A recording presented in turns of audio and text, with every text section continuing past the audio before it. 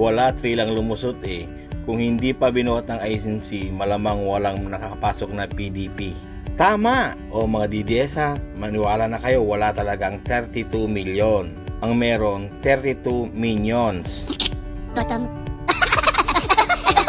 Kung talagang malakas si Sara Ulo, pasok lahat ang Duterte. Kaso binuhat lang sila ng INC ang mga tatlong nanalong PDP laban. Kaya sa mga DDS dyan, malaking insulto yung halalan ngayon na nangyari ha. Kasi panahon na yung sumagot sa mga pinagyayabang ninyong 32 milyon. Heto na yung resulta ng lahat ng pinagagawa ni BP Sara. A negative will not create positive.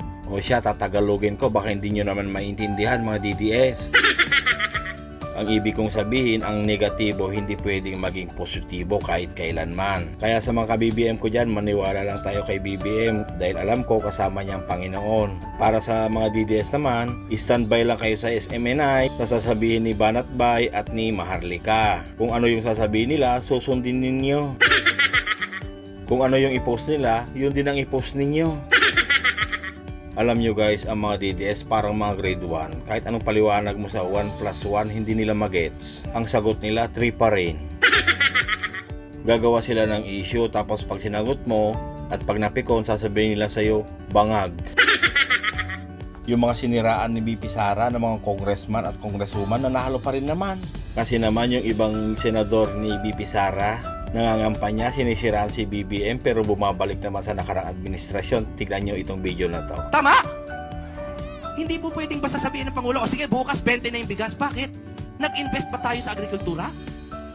Nagbigay ba tayo ng mga harvesting machine? Nagbigay ba tayo ng makinarya? Inayos ba natin ng irigasyon? Hindi, di ba?